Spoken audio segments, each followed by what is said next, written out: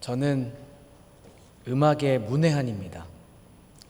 그냥 제가 좋아서 뭐 노래도 하고 찬양도 하고 뭐 그냥 기타도 치고 이렇게 뚱땅뚱땅 하는 거지, 사실 뭐 실제로 음악을 이렇게 배워본 적은 없습니다.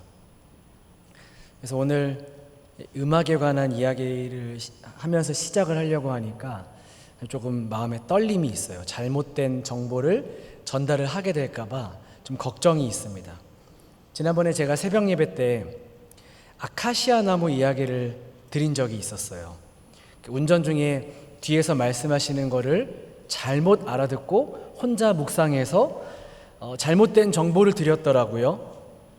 아카시아 나무가 뿌리가 깊이 내린다라고, 그래서 잘 흔들리지 않고, 그래서 우리의 신앙이 아카시아 나무 같았으면 좋겠다라고 아주 담대하게 말씀을 드린 적이 있었습니다.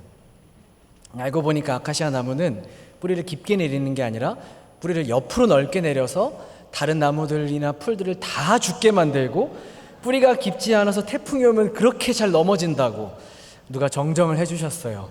그래서 저는 나무나 풀들 잘 모릅니다 라고 말씀드리면서 이야기를 했기 때문에 망정이지, 잘 아는 척하면서 아카시아 나무 막 이랬었으면 아마 제대로 망신이 아니었을까 생각을 해봅니다. 재미있는 건요, 그 아카시아 나무 때문에 은혜 받으신 분도 계시더라고요. 하나님 참 실패를 통해서도 일하시는 분이시구나 라고 생각했습니다. 오늘 혹시 잘못된 정보를 이야기하면 정정해 주시면 감사하겠습니다. 담임 목사님께서 말씀하셨죠? 설교자의 말이라고 다 믿지 마시고 여러분이 성경 연구하셔서 잘못된 것이 있으면 바로 잡으시라고. 네, 제가 사실 여러분이 설교 잘 듣나 안 듣나 다 테스트하려고 일부러 아카시아 나무 이렇게 잘못된 정보를 흘린 거 아닙니다. 실수였어요. 죄송합니다. 오늘 음악인 여러분들, 특별히 우리 성가대 여러분들, 잘못된 거 있으면 수정해 주시기를 부탁드립니다. 오늘 설교의 제목은 서곡입니다. 이 서곡을 간단하게 설명하자면, 오페라나 연극이 그 공연되기 전에 막이 내려진 채 오케스트라가 연주하는 그런 곡을 가리키는 말입니다. 이 서곡은 프랑스어 우베크추어, 프랑스어도 써요. 이제 좀 있어 보이시죠? 우베크추어에서 유래를 했는데요, 영어로 하면 오프닝입니다. 열다, 개봉하다, 펴다 라는 그런 뜻을 가지고 있습니다. 이 서곡은 17세기의 프랑스 작곡가인 장 바티스트 릴리라는 사람이 프랑스 서곡의 양식으로 처음 선보였다라고 합니다. 그러니까 그냥 음악뿐만 아니라 연극이나 발레나 뮤지컬 등에서 처음 연주가 되는 곡으로 중간에 삽입이 되는 그런 멜로디를 미리 보여주기도 하고 이후의 분위기를 암시해서 보여주는 그런 음악인 것이죠. 후에는 아예 연주용으로 작곡이 된 서곡들도 등장이 됐다라고 합니다. 요즘으로 우리가 쉽게 생각을 해보자면 영화나 드라마의 오프닝 곡, 그런 OST 곡들로 생각할 수 있을 거예요. 예를 들면 여러분 이 멜로디 익숙하실지 모르겠습니다. 빰빰빠바밤 빰빠바밤 빰빠바밤 빠라밤 빠라밤 빠라밤 빠밤, 익숙하세요? 아마 이제 이게 미션 임파서블이라는 영화의 그런 아주 중요한 그런 멜로디입니다. 이 음악을 들으면 뭔가 비밀스러운 사건이 생기겠구나, 그리고 와장창 충창하면서 다 때려 부시면서 사건을 해결해 가겠구나. 아마 영화를 보신 분들은 그런 생각을 하실 거고, 영화를 보시지 않은 분들도 뭔가 이렇게 긴밀하고 은밀한 사건들이 펼쳐질 것 같은 그런 느낌이 든다라는 것이죠. 우리는 지난주에 안종훈 목사님의 말씀을 통해서 사명은 혼자가 아닌 함께 감당하는 것임을, 그리고 하나님은 약점과 부족함에도 일하시는 하나님이시다라는 것을 출애굽기 말씀을 통해서 배웠습니다. 이제 오늘 본문은 영화의 오프닝 곡이 연주가 되면서 어떤 사건의 이야기를 열고 있다라는 것을 우리는 오늘 본문을 통해서 확인하게 되는 거예요. 그래서 우리는 이 서곡을 통해, 오늘 본문을 통해 이후의 분위기나 어떤 이야기들이 펼쳐질지를 이제 맛배기로 우리가 확인하는 것이죠.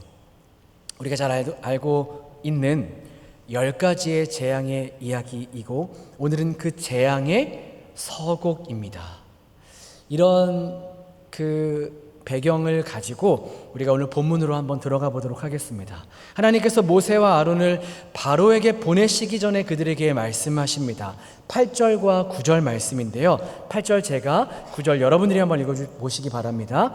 여호와께서 모세와 아론에게 말씀하여 이르시되 바로가 너희에게 이르기를 너희는 이적을 보이라 하거든 너는 아론에게 말하기를 너의 지팡이를 들어서 바로 앞에 던지라 하라. 그것이 뱀이 되리라. 네, 등장인물이 나옵니다. 모세와 아론, 그리고 그들과 대적하고 있는 이제 바로와 또 이제 똘마니들이 나와요. 모세와 아론은 긴장하지 않을 수가 없습니다. 애굽의 왕을 만나는 하는 자리니까요. 그것도 왕에게 호의적인 어떤 그 역할을 하며 왕을 만나는 것이 아니라 완벽하게 대립하고 대적자로 그 앞에 서야 하는 것입니다.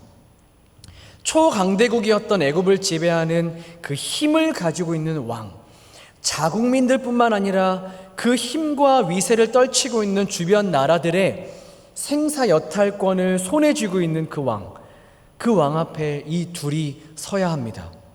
80세 동생과 83세 형 둘이서 말이죠. 특히 모세는요, 바로 앞에 정말 서기 싫었을 겁니다. 마주치고 싶지 않은 대상이 바로 이 바로였기 때문이죠. 하나님께서 그 마음을 모르셨을까요? 아셨습니다. 그래서 일어날 일을 미리 말씀해 주십니다. 이적을 보이라 라고 하면 지팡이를 들어서 바로 앞에 던지라. 그것이 뱀이 될 것이다. 말씀해 주시죠. 이적을 보이라 라고 이 바로가 질문을 던지는데 이것은 너희는 이적을 행하여 너희 자신을 입증해 보이라 라는 그런 말입니다. 여러분, 이 구절에는 아주 놀라운 비밀이 숨겨져 있습니다. 하나님께서 너희가 그 질문을 받을 때 모세가 아론에게 이렇게 말하라 라고 하시죠. 지팡이를 들어서 바로 앞에 던지면 그것이 뱀이 될 것이다 라고 모세가 아론에게 이야기를 하는 겁니다. 이 문장이 참 놀라운데요, 우리나라 말로는 크게 특별하지 않지만 히브리어 어법을 살려서 번역을 하면 굉장히 특별해집니다. 너는 아론에게 내 지팡이를 취하여 바로 앞에 던지라. 뱀이 있으라 라고 말하게 하라. 이거예요. 잘 이해가 안 되시죠? 지팡이를 들어서 바로 앞에 던집니다. 그러면 그 뱀이 있게 됩니다. 뱀이 될 것이다 라고 우리나라 말로 번역이 되어 있는데 조금 더 히브리어 어법을 살려서 번역을 하면 뱀이 있었다입니다. 지팡이를 던지라, 뱀이 있었다. 무엇 하라, 무엇이 있었다. 여러분, 이 어법 어디서 많이 들어보지 않으셨어요? 창세기 1장에서 하나님께서 창조하실 때 이와 같은 어법이 기록되어 있습니다. 빛이 있으라, 그리고 빛이 있었다. 창조의 능력입니다. 모세와 아론이 여호와의 말씀에 순종한 결과로 지팡이가 뱀이 되었다라고 번역이 되어 있는데 더 정확하게 의미를 나타내기 위해선 뱀이 있었다예요. 이것은 분명한 의도가 있는 겁니다. 하나님의 창조 행위를 부각시키려는 것이 틀림이 없어요. 빛이 있으라, 빛이 있었다. 이 능력이 지금 오늘 아론에게 임한 겁니다. 창조자이시면서 우주를 다스리시는 그 권위의 능력이 아론에게 임한 거예요. 그래서 지팡이를 던지라, 뱀이 있었다. 이것을 확인하는 겁니다. 그러나 바로는요, 세상의 지식과 지혜를 가지고 우주의 통치자이신 하나님을 대적합니다. 10절과 11절 말씀인데요, 10절 제가 11절은 여러분들이 읽어주시기 바랍니다. 모세와 아론이 바로에게 가서 여호와께서 명령하신 대로 행하여 아론이 바로와 그의 신하 앞에 지팡이를 던지니 뱀이 된지라. 바로도 현인들과 마술사들을 부르매 그 요술사들도 그들의 요술로 그와 같이 행하되 하나님의 우주적 권위 앞에 굴복하지 않고 당대 최고의 현인들과 마술사들을 동원하여 대항합니다. 그랬더니 그들 또한 요술로 지팡이를 던졌는데 그것이 뱀이 됐다라고 이야기하죠. 우리는 여기에서 주목해 볼 중요한 두 가지의 내용이 있습니다. 하나는 하나님과 바로의 차이점입니다. 하나님은 명령을 통해 창조의 능력을 보이십니다. 그러나 바로에게는 명령이 나타나 있지 않습니다. 존 커리드라는 학자의 연구에 따르면 당시에 이 애굽 사람들은 바로가 영원하며 전지적인 능력을 소유한 존재, 그러니까 창조자로 믿고 그렇게 교육을 받았다라고 합니다. 그런데 오늘 바로는 어떤가요? 그는 현인들과 마술사를 부르는 것 외에는 아무런 행동을 취하지 않습니다. 또 한 가지, 아론과 마술사들의 행동의 차이입니다. 오늘 본문은 여호와께서 명령하신 대로라는 표현을 통해 아론이 독자적인 어떤 행동을 취한 것이 아니라 신적인 행위를 보이는 사자로서 그가 행동하고 있음을 보여줍니다. 그러나 마술사들은요, 그들의 요술로 그렇게 했다라고 말하고 있죠.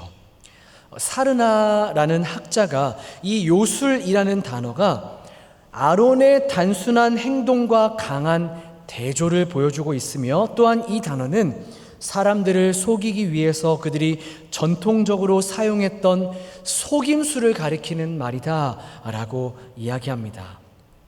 그러니까 오늘 본문은 아론을 통한 하나님의 창조의 능력과 마술사들의 요술처럼 보이는 조작 행위를 분명하게 구분하여서 전달하고 있는 것이죠. 그 결과가 어땠나요?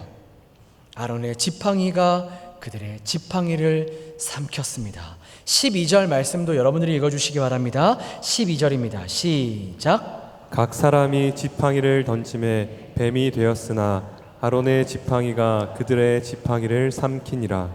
네, 여러분 잘 보세요. 여기서 본문은 아론의 뱀이 그들의 뱀을 삼켰다라고 말하지 않고 아론의 지팡이가 마술사들의 지팡이를 삼켰다라고 말하고 있습니다. 지팡이는 고대 근동에서 왕의 그런 왕권을 가지고 있는 자의 권위를 나타냈습니다. 여러분이 영화 같은 것을 보시면 아마 한 번도 좀 보신 적이 있으실 거예요. 왕들이 들고 있는 막 금빛이 나고 휘황찬란한 보석이 박혀 있고 막 뱀이 이렇게 위에 그렇게 꽈리를 틀고 있는 그런 모양의 지팡이들을 보신 적 있죠. 왕의 권위를 가지고 있는 사람이 들고 있는 지팡이입니다. 본문은 의도적으로 그것을 이야기하고 있는 거예요. 온 우주의 왕이신 하나님의 통치가 애굽 왕의 통치를 능가할 뿐만 아니라 그들 역시 하나님의 다스리심 안에 있다라는 것이죠. 아론의 지팡이가 마술사의 지팡이를 삼킵니다. 하나님의 지팡이가 바로의 지팡이를 삼킨 것이죠.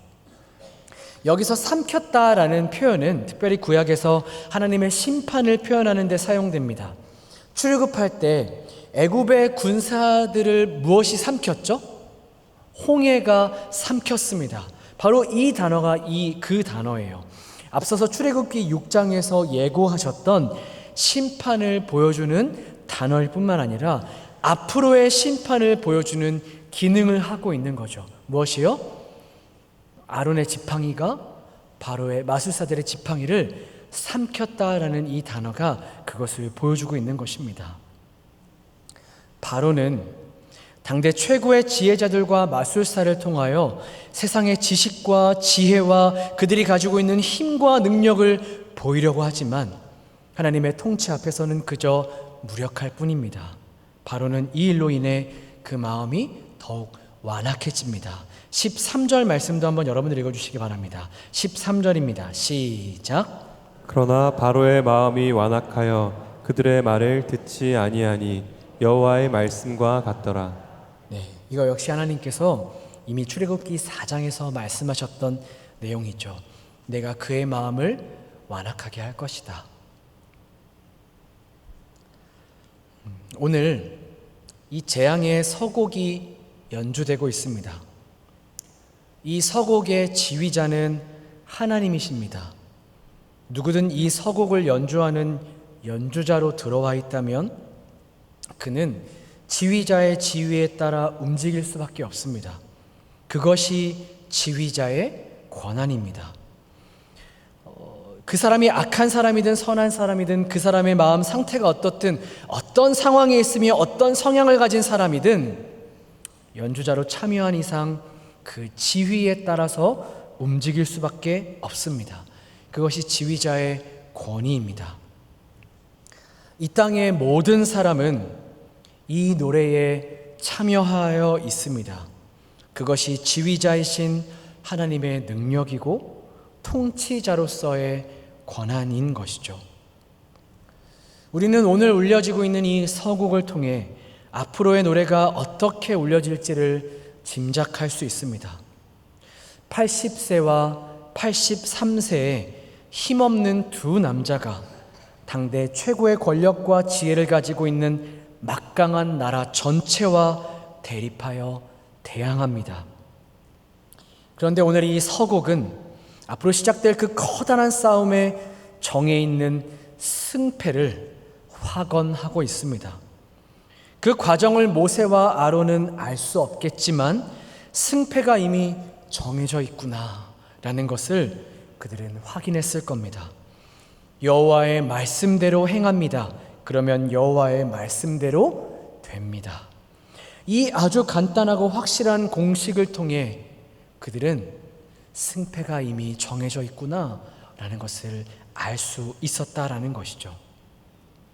사랑하는 여러분, 우리가 오늘 이 재앙의 서곡에서 확인하는 사실이 무엇일까요? 하나님의 백성이 하나님의 말씀에 순종하는 것이 승리의 열쇠라는 것입니다. 여러분, 모세는요 결국 하나님 앞에 졌습니다. 모세가 어땠나요? 하나님께서 모세를 부르시고 난 이후에 모세는 끊임없이 의문을 던졌습니다. 끊임없이 불평했어요. 하나님, 어째서 나 부르셨습니까? 나는 말 잘 못합니다. 이 백성들이 내 말 듣겠습니까? 하나님, 얘네도 내 말 안 듣는데 저 바로가 내 말 듣겠습니까? 하나님, 진짜 내가 맞습니까? 확실한 겁니까? 탁월한 능력이 있었고 뛰어난 지혜가 있는 사람이었다면 오히려 그래 한번 해볼까? 그래 어떻게 한번 내가 이겨봐? 라고 할지도 모르겠지만 모세는 전혀 이 상황을 이해하지 못했습니다. 이해할 수 없었습니다. 자신의 실력을, 자신의 깜냥을 너무나 잘 알았기 때문이죠. 그런데요, 하나님은 결국 모세를 이기셨습니다.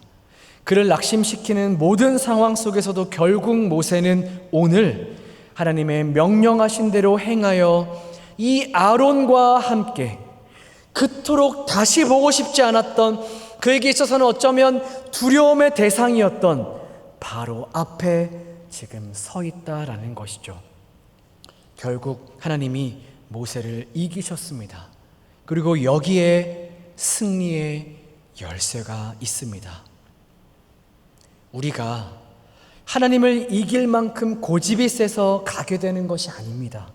하나님의 뜻이 나의 뜻을 꺾고 이기실 때 거기에 승리가 있고 거기에서 승리를 확인하게 된다라는 것이죠.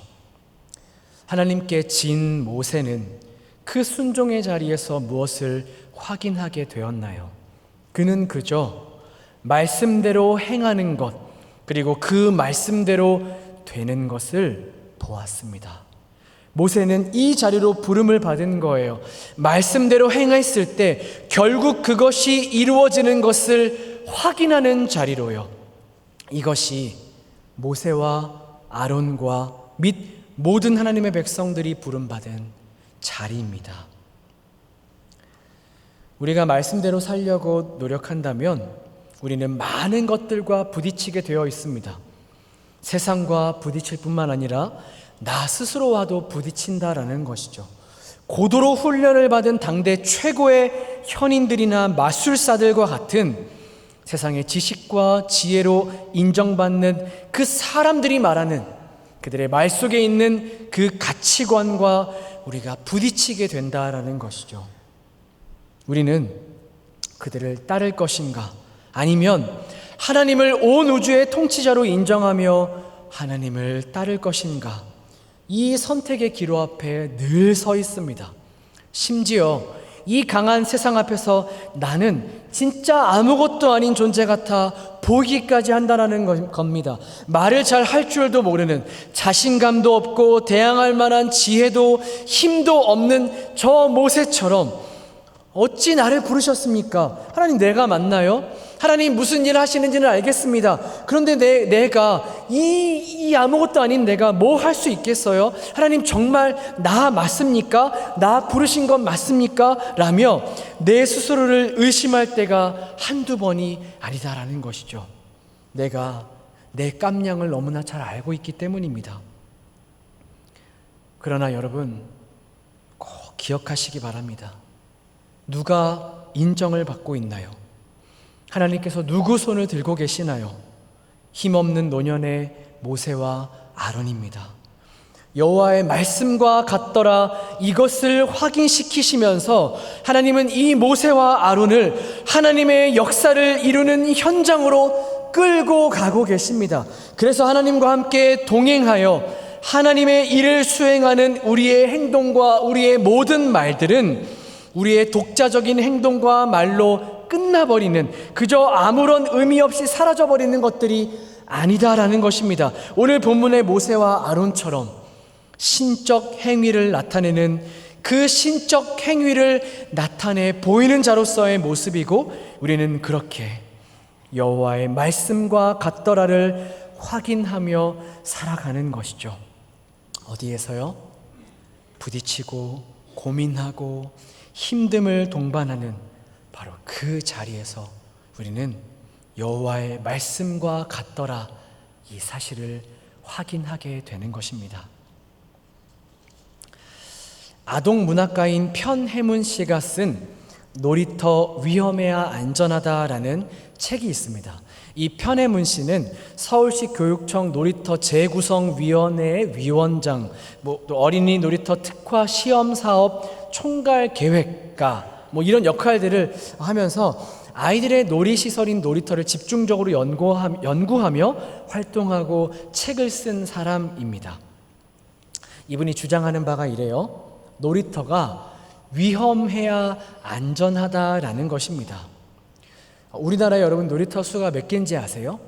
우리나라 한 집 걸러 한 집에 편의점들이 있잖아요. 근데 편의점 수의 2배라고 합니다. 6만 개가 넘는 이 놀이터가 있다고 해요.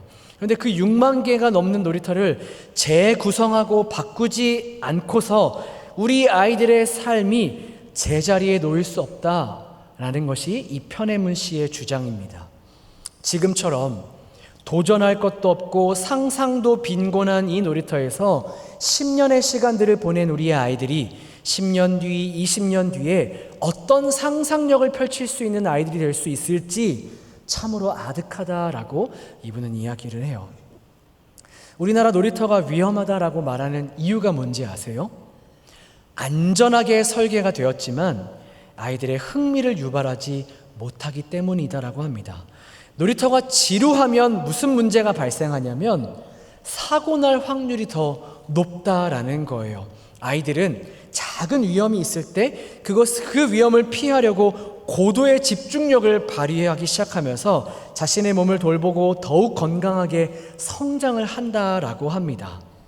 그러니까 위험, 요즘에 많이 사용되는 그런 리스크, 그러니까 리스크가 없는 안전은 되려 위험하다라는 거예요. 이것은 신자의 삶과 굉장히 닮아 있습니다. 성경이 말하는 신자의 삶은 늘 위험을 안고 살아가는 삶입니다. 요한계시록에서 라오디게아 교회는 위험이 없는 삶을 추구하다가 오히려 미끄러지고 말았습니다.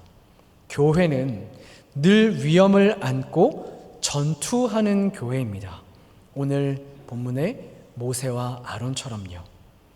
위험해야 안전하다라는 이 말이 안 되는 것 같은 이 문장을 삶으로 살아내는 사람들이 바로 우리 신자들이다라는 것이죠.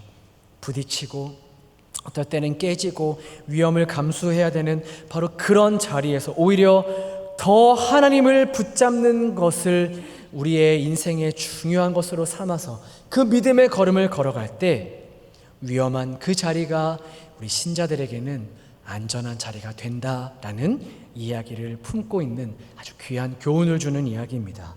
사랑하는 여러분,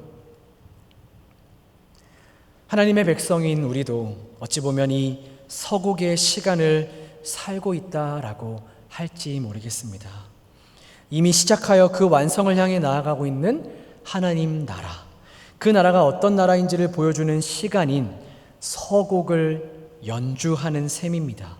서곡이 곡의 도입이기도 하지만 전체의 내용들을 가리키기도 하는 것처럼 우리의 지금의 삶은 불완전해 보이지만 완성될 아름답고 찬란한 하나님 나라를 보여주는 삶으로 우리가 부름받아 있습니다.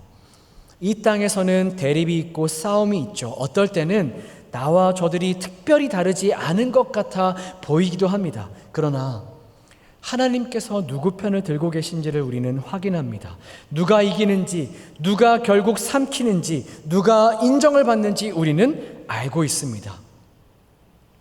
이 아름다운 서곡을 연주해가는 연주자로, 그래서 이 아름다운 곡 전체를 맛보여주는 존재로 살아가고 있음을 기억해야 합니다. 그러면 우리와 부딪히는 세상이 우리에게 질문하겠죠. 너는 이적을 보이라. 모세와 아론에게 바로가 너는 이적을 보이라.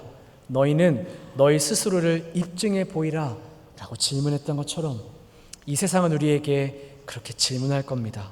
너희는 너희 스스로를 입증해 보여봐라 라는 그 물음 앞에 우리는 무엇을 가지고 우리를 입증할 수 있을까요?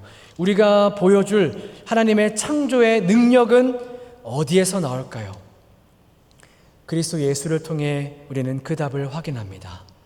그분이, 그 창조의 주인이신 그분이 이 땅에서 어떻게 살아가셨고 무슨 삶을 살아가심으로 하나님의 창조의 능력을 이 땅에 보여주셨는지를 기억하면 됩니다.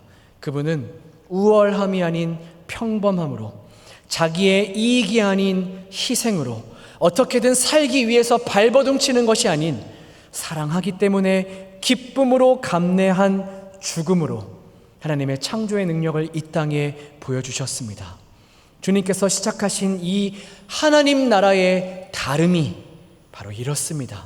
이 주님이 걸어가신 그 길을 우리는 그저 따라 걸어가면 됩니다. 희생으로, 섬김으로, 낮아짐으로, 진실함으로, 의로움으로, 겸손함으로 하나님을 보여주는 삶을, 하나님 나라의 다름을 보여주는 삶을 살아가는 것이죠.